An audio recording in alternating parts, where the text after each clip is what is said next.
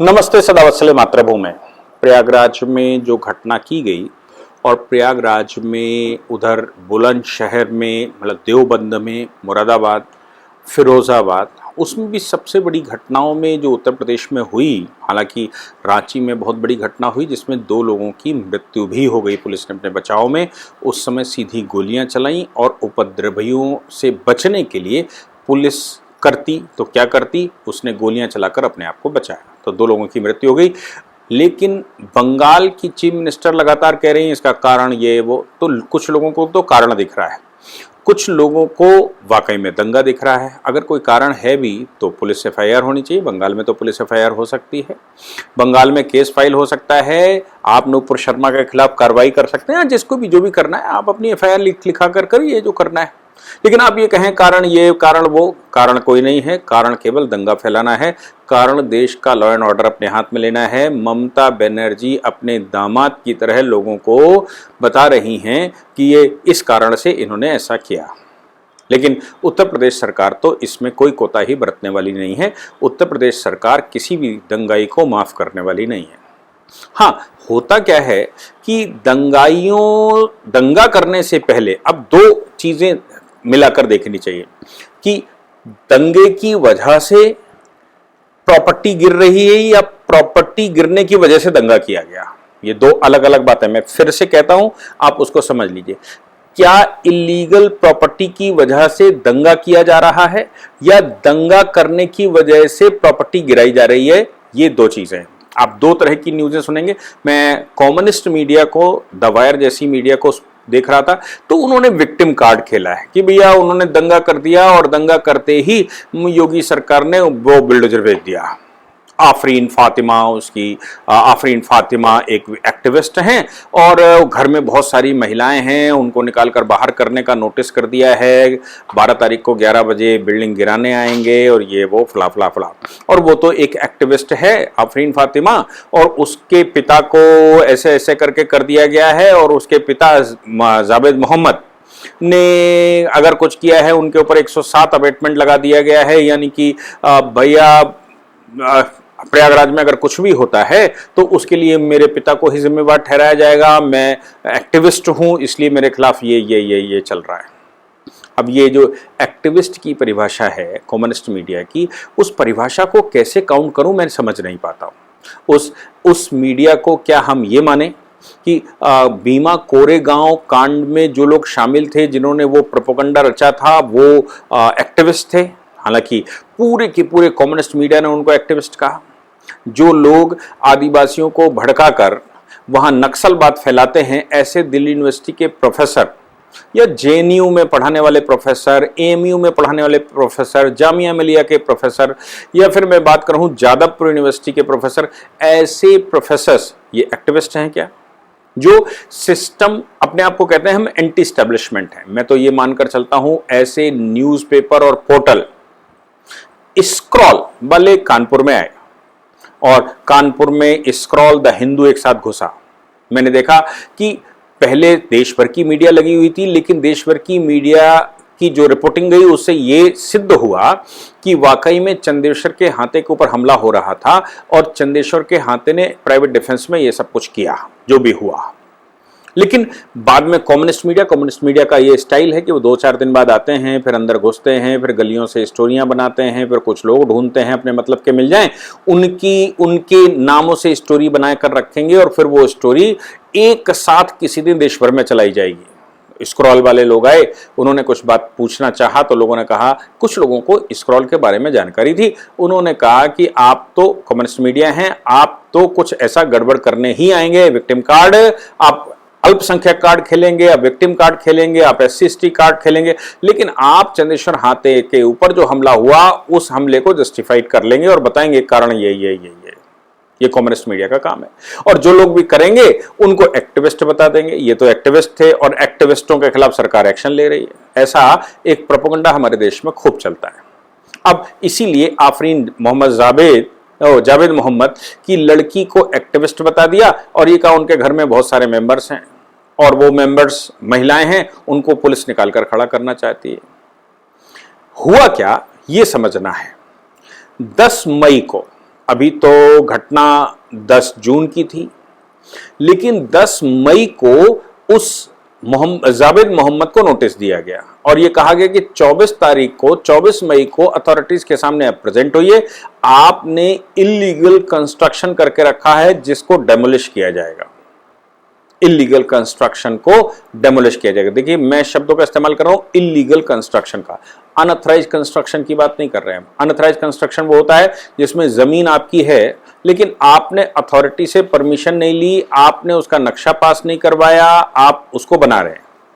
लेकिन illegal construction वो होता है जो आपको करने का अधिकार ही नहीं, आपको आप उसमें लोकस ही नहीं रखते थे, यानी कि आप उसमें किसी प्रकार का कोई अधिकार नहीं रखते थे और आपने उसका कंस्ट्रक्शन करके उसमें रहना शुरू कर दिया या उसको बेच लिया। तो अथॉरिटीज ने उनको नोटिस दिया था 10 मई को, 24 मई को प्रेजेंट होने की बात कही थी और यह कहा था कि 24 मई को आप आइए और जस्टिफाई करिए अपने आप को कि आपने जो कंस्ट्रक्शन किया है वो इलीगल कंस्ट्रक्शन नहीं है, तो अथॉरिटीज को सेटिस्फाई करिए। 24 मई को वो लोग गए नहीं, यानी कि 24 मई के बाद किसी भी दिन उस प्रॉपर्टी को गिराने का, डेमोलिशन की कार्रवाई शुरू हो सकती थी, जिस दिन भी अथॉरिटी को टाइम मिलता। बात यहां पर दूसरी समझने की भी है, उत्तर प्रदेश सरकार इस तरह की प्रॉपर्टियों पर बहुत सख्त है। उसका मानना है कि इलीगल कंस्ट्रक्शन को गिराकर सरकारी जमीनों को वापस लेना, नुजूल की जमीनों को वापस लेना, एनिमी प्रॉपर्टीज को वापस लेना, इवेक्यू प्रॉपर्टीज को वापस लेना, और गलत तरीके से अगर मस्जिद भी बनाई गई है अनऑथराइज्ड या इलीगल तो उसको भी सही करना, गलत तरीके से मंदिर बनाया गया है तो उसको भी सही करना। वो मकान किसी का हो, दुकान किसी की हो, स्थान किसी के कब्जे में हो, मतलब नहीं है, वो हिंदू या मुसलमान कोई भी हो सकता है। होता क्या ऐसा माना था कि हिंदुओं का एक स्वभाव है और वो स्वभाव ये है कि आप अगर रूल्स रेगुलेशन बना देते हैं तो वो गाली तो देगा, चिल्लाएगा, तो ये बना दिया, वो बना दिया, ये तकलीफ, वो तकलीफ, लेकिन वो रूल्स रेगुलेशन को फॉलो कर लेता है, यानी कि वो उतनी कार्रवाई करेगा ही, और जितना कहा जाएगा उससे ऊपर नहीं बनाएगा, उससे ज्यादा नहीं बनाएगा, कंस्ट्रक्शन दूसरे की जमीन पर नहीं करेगा, इलीगल कंस्ट्रक्शन नहीं करेगा। ये स्वभाव है 90% हिंदू का, 10% की मैं बात नहीं करता। तो स्वभावता वो इलीगल कंस्ट्रक्शन मिलता नहीं है। लेकिन जो जमीन जिहाद का मामला है, जो भू राजनीतिक आंदोलन करने वाले लोग हैं, उनका एक स्वभाव है, भू राजनीतिक आंदोलन करने वालों को जमीन चाहिए, चाहे वो पाकिस्तान बनाकर 10 लाख स्क्वायर किलोमीटर ले जाएं और हिंदुस्तान के अंदर भी जमीन कब्जा किए रहें, यानी कि एनिमी प्रॉपर्टी को किसी न किसी तरह से अपना कर लें। अगर वो अपना ना कर पाए तो कम से कम उसको बोर्ड पर चढ़वा दो तो कम से कम सुरक्षित रहेगी। ये सारी कार्रवाइयां चलती हैं। इसीलिए जावेद मोहम्मद को नोटिस किया गया था और पूछा गया था। जावेद मोहम्मद ने उस नोटिस का जवाब देने की बजाय क्या उचित समझा, या मैं कहूं कि इस तरह की कार्रवाइयां जो उत्तर प्रदेश में चल रही हैं उनका काउंटर करने के लिए समय कैसे टले, उसके लिए नूपुर शर्मा का सहारा लिया गया। जबकि नूपुर शर्मा पर एक्शन हो गया, एफआईआर दर्ज हो गई, नूपुर शर्मा का सहारा लिया गया, उनके नाम का इस्तेमाल, और शहरों में दंगे भड़काने का या शहरों में दंगे करने का षड्यंत्र रचा गया। दंगे हो जाएंगे तो सरकार का ध्यान दंगों की तरफ जाएगा और प्रॉपर्टियां सुरक्षित हो जाएंगी। लेकिन उनको क्या मालूम था कि दंगे भड़काने वाला पकड़ा जाएगा तो उसकी प्रॉपर्टी अगर एक बार बच भी सकती थी तो भी फंस जाएगी, यानी कि आप अथॉरिटीज का सहयोग करेंगे। इस मामले में भी ऐसा ही हुआ।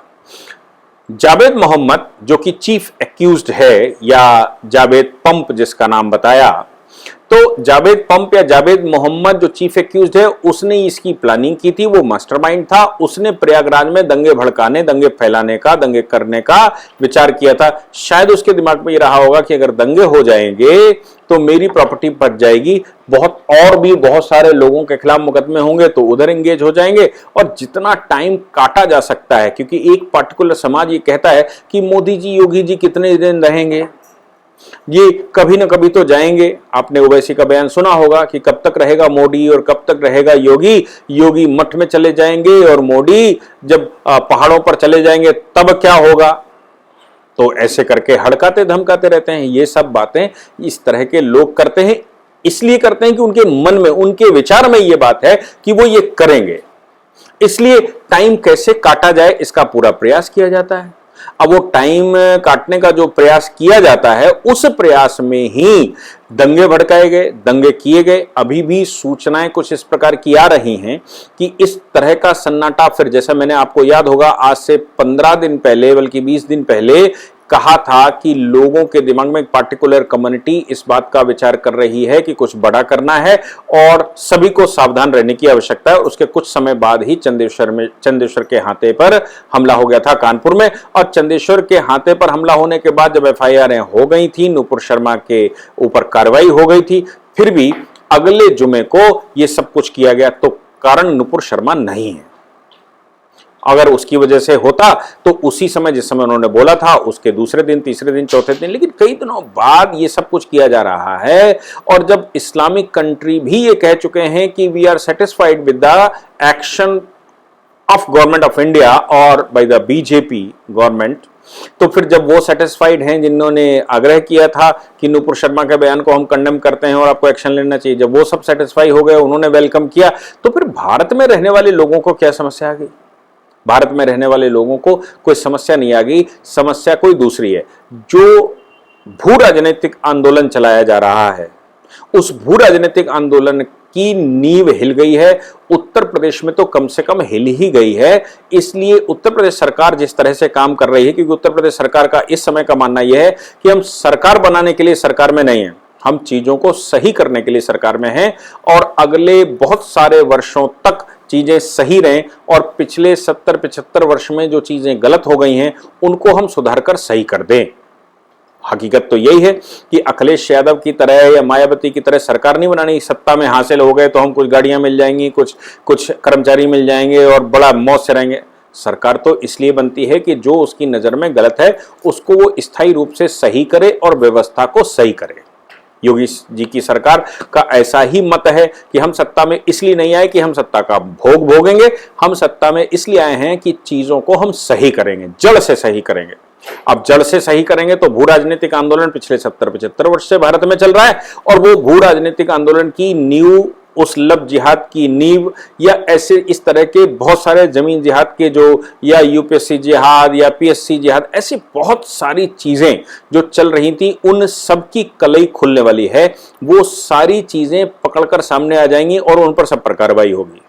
तो आसान तरीका यह है कि दंगे कर दिए जाए, इसलिए वो दंगे कर दिए गए और बहाना तो कोई ना कोई कभी ना कभी मिल ही जाएगा। अगर नूपुर शर्मा ना होती तो कोई और शर्मा होता, कोई और वर्मा होता कि भैया इन्होंने तो फेसबुक पर ऐसा लिख दिया, इन्होंने तो ऐसा बोल दिया था। कुल मिलाकर उनको वो काम करना था जो वो करना चाहते थे, इसलिए उन्होंने वो काम कर दिए। लेकिन ऐसा करके प्रॉपर्टियों को जिस माध्यम से बचाना चाहते थे, वो प्रॉपर्टी बचाने की बजाय, वो प्रॉपर्टी बचने की बजाय उस पर तो उल्टा काम हो गया। उल्टा काम यह हो गया कि जो नोटिस योगी जी की सरकार ने इशू किया था, उसके बाद जब वो जावेद पंप क्या को संज्ञान में आया कि भाई ये है मास्टरमाइंड, तो उसकी प्रॉपर्टियों पर तो पहले से नोटिस जारी थे, तो सरकार ने उन नोटिसों के बाद, चूंकि ये अपीयर ही नहीं हुए 24 तारीख को, इनके पास कोई माध्यम नहीं था, इनको लग रहा होगा कि दंगे अगर कर देंगे तो हम बच सकते हैं, इन्होंने वो करके और अपने को बचने का प्रयास किया। और दंगों में अगर कुछ हो जाता है, ये प्रॉपर्टी गिराई जाती है, तो पूरा का पूरा कम्युनिस्ट समाज आकर खड़ा हो जाएगा, अरबन नक्सल उनके सहयोग में आकर खड़े हो जाएंगे और मुस्लिम जगत, पीएफआई जैसे संगठन सहयोग में आकर खड़े हो जाएंगे। तो भैया अपना कहीं ना कहीं कोई इंतजाम हो ही जाएगा। ये प्रॉपर्टी गिर जाएगी तो क्या हुआ, 2-4-5 करोड़ रुपए मिल जाएंगे कहीं ना कहीं से और हम विक्टिम कार्ड खेल लेंगे और कहीं ना कहीं नई सेटलमेंट कर लेंगे। इस विचार से ये किया गया होगा। लेकिन योगी जी की सरकार तो सरकार है, उसने प्रॉपर्टी को चिन्हित करने के बाद 12 तारीख को गिराने का प्रण लिया और नोटिस जारी करके ये कह दिया कि 11 बजे आप जगह को खाली कर दीजिए। इसी प्रकार का प्रकरण कानपुर में भी हुआ। कानपुर में प्रॉपर्टी चिन्हित थी, कानपुर में नोटिस इशू थे। चूंकि इनके पास कोई जवाब नहीं होता, इसलिए जवाब देने के लिए आते ही नहीं। लेकिन वो करते क्या हैं, वो कानपुर में दंगे करके उसको, माइंड को डाइवर्ट करने का प्रयास करते हैं। लेकिन योगी जी की सरकार है जो डाइवर्ट नहीं होती, वो उससे, दंगे अगर आपने किए हैं तो वो उससे और ज्यादा एक्टिव हो जाते हैं और जो पेंडिंग में कार्रवाइयां हैं जिन पर हो सकता है कि कोई ना कोई साधन निकल आता, उस पर और एक्टिव हो जाते हैं और वो कार्रवाइयां जल्दी करने लगते हैं। इसलिए वो जो आफरीन फातिमा है उसकी जो जो बात दबायर वगैरह ने कही है कि वो एक्टिविस्ट थी, ये था वो था, उन सब बातों को धता बताते हुए योगी जी की सरकार उस प्रॉपर्टी पर उस प्रॉपर्टी को गिराने जा रही है। और कई एक जगह बुलंदशहर में, कानपुर में, इन जगहों पर जो इलीगल प्रॉपर्टी के कंस्ट्रक्शन है, इलीगल अनऑथराइज कंस्ट्रक्शन है, उन पर कार्रवाइयां चल रही हैं। अब इनको दोनों को लिंक जैसे मैंने करने की कोशिश की, वो आप सोच लीजिए कि वो लिंक कैसे होगा, क्योंकि लिंक तो मैंने आपको बता दिया कि सरकार सही करना चाहती है और उस सही को बचाने के लिए दंगे उनको साधन समझ में आता है, लेकिन वो करके योगी जी की सरकार में तो एटलीस्ट और ज्यादा फंस जाते हैं और बुरी और कुदशा की तरफ जाएंगे। मुझे लगता है कि सरकार अपने में दृढ़ है और सरकार जो कार्रवाई कर सकती है वो जरूर करेगी। ये योगी जी की सरकार है, ये किसी बहाने किसी डाइवर्जन से डाइवर्ट होने वाली नहीं है। जय हिंद, जय भारत, वंदे मातरम।